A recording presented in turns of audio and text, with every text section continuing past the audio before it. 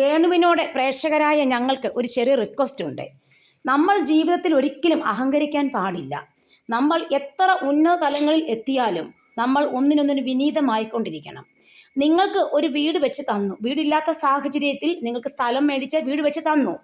അപ്പം നമ്മൾ ആ വീടിനുള്ളിൽ താമസിക്കുമ്പോൾ ഓട്ടോമാറ്റിക്കായിട്ട് മഴയൊക്കെ പെയ്യുമ്പോൾ ചെറിയ ചെറിയ ചോർച്ച അല്ലെങ്കിൽ വെള്ളം വരവൊക്കെ അവിടെയൊക്കെ വരാൻ സാധ്യതയുണ്ട്. കാരണം അത് എത്ര വലിയ കോടികൾ മുടക്കി വീട് പണിതവരുടെ വീട്ടിൽ പോലും ഞാൻ കേൾക്കാറുണ്ട്, അവിടെയൊക്കെ ചോർച്ചയുണ്ട് അല്ലെങ്കിൽ ചെറിയ പ്രശ്നങ്ങളുണ്ടെന്ന് പറയും. അപ്പോൾ അവരത് തന്നെ മെയിൻറ്റെയിൻസ് ചെയ്തെടുക്കും. ഇനി നമുക്ക് മെയിൻറ്റെയിൻസ് ചെയ്യാനുള്ള പൈസ ഇല്ല എന്നുണ്ടെങ്കിൽ രേണുവിനെ ഇത് പണ്ടത്തെ ആൾക്കാരെ വളരെ വ്യക്തിപരമായിട്ട് വിളിച്ച്, ചേട്ടാ ഇന്ന പ്രശ്നമുണ്ട്, അതൊന്ന് പരിഹരിച്ച് തരാമോ, എനിക്ക് പൈസ ഇല്ല കേട്ടോ, എൻ്റെ സാഹചര്യം കൊണ്ടാണ്, എനിക്കിത് ശരിയാക്കി തരാമോ എന്ന് പറഞ്ഞാൽ ആ വ്യക്തി തീർച്ചയായിട്ടും അവിടെ ഒന്ന് ശരിയാക്കി തരും. അല്ലാതെ നിങ്ങളിങ്ങനെ പബ്ലിക്കിൻ്റെ മുന്നിൽ വന്നിട്ട് അവരെ അധിക്ഷേപിച്ചത് ഒട്ടും ശരിയായിട്ടില്ല. നമ്മൾ ഒരിക്കലും തല മറന്ന് എണ്ണ തേക്കാൻ പാടില്ല. നമ്മൾ ആരോ എന്തോ വലിയ ആളാണ്, നമ്മൾ വലിയ ഉന്നതങ്ങളിലെത്തി, ഇനി നമുക്ക് പൈസയുണ്ട് എന്ന് പറഞ്ഞ് നമ്മൾ വാടകയ്ക്ക് പോകാം, എന്നെ ആരും തോപ്പിക്കേണ്ട എന്ന് വിചാരിക്കരുത് രേണു. സോഷ്യൽ മീഡിയയിലുള്ള ആൾക്കാരാകുമ്പോൾ അവർ ക്രിട്ടിസൈസ് ചെയ്യും, അതൊന്നും കേൾക്കാൻ നിൽക്കണ്ട. നെഗറ്റീവ് കമൻസ് ഒക്കെ വരും, നമ്മളതിനെ ആ രീതിയിൽ എടുത്താൽ മതി. മനുഷ്യർ പലതും പറയും, നമുക്ക് ആരും എല്ലാം കേട്ടോണ്ട് നമുക്ക് ഈ ലോകത്ത് ജീവിക്കാൻ പറ്റത്തില്ല. നമ്മൾ നല്ലത് മാത്രം എടുക്കുക എപ്പോഴും, പക്ഷെ നമ്മുടെ പ്രവൃത്തി എപ്പോഴും നല്ലതായിരിക്കണം. നിങ്ങൾക്ക് വീട് പണിത് തന്ന ആ മനുഷ്യൻ എത്ര മാന്യമായിട്ടാണ് സോഷ്യൽ മീഡിയ വന്ന് പ്രതികരിച്ചത്. പക്ഷെ അയാളുടെ വിഷമം നമ്മൾ മനസ്സിലാക്കി. അയാൾ പറഞ്ഞു ഇനി ആർക്കും ഇതുപോലെ വീട് വെച്ച് കൊടുക്കത്തില്ലെന്നൊക്കെ. അവർക്ക് ആ വിഷമം കൊണ്ട് അവർ പറയുന്നതായിരിക്കാം ഇപ്പോൾ പെട്ടെന്നേ. ആ മനുഷ്യന്റെ വേദന എല്ലാവരും മനസ്സിലാക്കി. അതാണ് പറയുന്നത്, ചില ആൾക്കാർക്ക് ഉപകാരം ചെയ്തു കഴിഞ്ഞാൽ പിന്നീട് ഉപദ്രവമായിട്ട് മാറുമെന്ന് പറഞ്ഞ് എത്ര സത്യമുള്ള കാര്യമാണെന്നറിയാവോ. ഇപ്പം നമ്മൾ ഈ സോഷ്യൽ മീഡിയയിൽ ഓരോന്ന് ചെയ്ത് ജീവിക്കുന്നത് കൊണ്ട് രേണുവിനെ ജനങ്ങൾ ക്രിട്ടിസൈസ് ചെയ്യും. അല്ലെങ്കിൽ നമ്മൾ സാധാ ഒരു ജോലി എവിടെയെങ്കിലുമൊക്കെ ചെയ്താൽ ജീവിക്കുന്നെങ്കിൽ ഇത് ആരും ചോദിക്കാനൊന്നും വരത്തില്ല. ആ സമയത്ത് ആർക്കും ഇത് അറിയത്തുമില്ലല്ലോ. സോഷ്യൽ മീഡിയയിൽ നിന്ന് കഴിഞ്ഞു കഴിഞ്ഞാൽ നമുക്ക് നെഗറ്റീവും പോസിറ്റീവും ഉണ്ടാവുമെന്ന് ഉറപ്പാണ്. അപ്പൊ അത് ഫേസ് ചെയ്യാൻ തയ്യാറാണെങ്കിൽ മാത്രം നമ്മൾ സോഷ്യൽ മീഡിയയിൽ നിൽക്കാവുള്ളൂ. അല്ലെങ്കിൽ നമ്മൾ സോഷ്യൽ മീഡിയയിൽ നിന്ന് കാശുണ്ടാക്കാൻ നിന്ന് കഴിഞ്ഞാൽ വളരെ പ്രശ്നങ്ങൾ നമുക്കുണ്ടാകും. അതുകൊണ്ടാണ് രേണുവിന് പെട്ടെന്ന് ഫീൽ ചെയ്യുന്നത് ഇപ്പൊ ഇതെല്ലാം.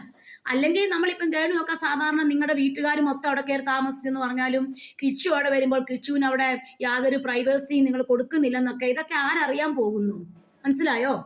ഇപ്പോൾ തന്നെ നമ്മളിപ്പം കിച്ചുവിന് എന്തായാലും 21 വയസ്സായ ഒരു കുട്ടിയാണ്, അവനൊരു വിദ്യാർത്ഥിയാണല്ലോ. അപ്പോൾ തീർച്ചയായിട്ടും അവിടെ കിച്ചു ഏത് നിമിഷവും എത്താം അല്ലേ. കിച്ചുവിന്റെ വീടാണ്. അപ്പൊ കിച്ചുവിന് രാത്രിയെന്നില്ല പകലെന്നില്ല എപ്പം വേണം ആ വീട്ടിലെത്താനുള്ള ഒരു ഇതുണ്ട്, യോഗ്യതയുണ്ട്. അപ്പോൾ ആ സമയം നമ്മൾ എപ്പോഴും കിച്ചുവിന്റെ റൂം അതുപോലെ നിങ്ങളത് പൂട്ടിയിട്ടുണ്ടാവായിരുന്നു. അവന്റെ റൂമാണ്, അത്രയും പ്രായമായ ഒരു കൊച്ചാണല്ലോ. അപ്പോൾ അവന്റെ ഫ്രണ്ടുമായിട്ട് ആ വീട്ടിൽ വരാം, കൊല്ലത്തു നിന്നൊക്കെ വന്ന് അത്രയും ടയേർഡ് ആകുമ്പോൾ ഒന്ന് റെസ്റ്റ് ചെയ്യാൻ വേണ്ടി ആ റൂം അവിടെ സേഫ് ആക്കി. ആ റൂം മാത്രം നിങ്ങൾ പൂട്ടിയിട്ടിട്ട് ബാക്കി എല്ലാവർക്കും താമസിക്കാനുള്ള സൗകര്യം അവിടെ ഉണ്ട്. അങ്ങനെയൊക്കെ ചെയ്തു കഴിഞ്ഞാൽ ആ കൊച്ചിനത് ഫീൽ ചെയ്യാതെ വന്നേനെ. അപ്പോൾ തീർച്ചയായിട്ടും നിങ്ങൾ മനസ്സിലാക്കുക, നമ്മൾ ആരെയും പുച്ഛിക്കരുത്. പിന്നെ നിങ്ങളൊരു വാക്ക് പറഞ്ഞു, ഋതപ്പൻ അവിടെ റൂമിനകത്ത് ഒറ്റയ്ക്ക് കിടക്കുന്നു, ഋതപ്പന്റെ റൂമാ. അതെന്താ ആ കൊച്ചു ഒറ്റയ്ക്ക് 5 വയസ്സുള്ള കൊച്ചു ഒറ്റയ്ക്ക് റൂമിൽ കിടക്കുവോ? അതിനുള്ള പ്രാപ്തി അതിനായോ? എന്തായാലും രേണു കിടക്കുന്ന റൂമിലല്ലേ കൊച്ചു കിടക്കത്തുള്ളൂ. ഇതൊന്നും നമുക്ക് ചോദിക്കേണ്ട ആവശ്യമില്ല. പക്ഷെ രേണു പറഞ്ഞതിന്റെ വെളിച്ചത്തിൽ സോഷ്യൽ മീഡിയയിൽ വന്ന് പറയുന്നതുകൊണ്ടാണ് ജനം ഇത് ചോദിക്കുന്നത്. അപ്പം ആ കൊച്ചു കിടക്കുന്ന റൂമും എല്ലാം വേറെയാണോ? അല്ലെങ്കിൽ നിങ്ങൾക്കൊരു കാര്യം ചെയ്യാമല്ലോ, കിച്ചുവിനും ഋതപ്പനും ഒക്കെ കൂടി ഒരു റൂം കൊടുത്താൽ മതിയല്ലോ. അതിലൊരു ചേട്ടനും അനിയനും ആണല്ലോ. അപ്പോൾ ആ പ്രശ്നം അവിടെ വരുന്നില്ല. അല്ലെങ്കിൽ ഇപ്പം ആ കൊച്ചവിടെ ഇല്ലാത്തടത്തോളം കാലം അതിൻ്റെ റൂം അവിടെ സേഫാക്കി പൂട്ടിയിടുക രക്ഷയുള്ളൂ. അപ്പം നിങ്ങൾക്ക് ആ കൊച്ചു വരുമ്പോൾ അതിനൊരു വിഷമോ ഒന്നും തോന്നാതിരുന്നോളും. അതുപോലെ തന്നെ ഇപ്പം നമ്മുടെ വീട് സംബന്ധമായിട്ടൊരു പ്രശ്നം ഉണ്ടെങ്കിൽ തീർച്ചയായിട്ടും അത് സോഷ്യൽ മീഡിയയിൽ വന്ന് പബ്ലിഷ് ചെയ്യാതിരിക്കുക.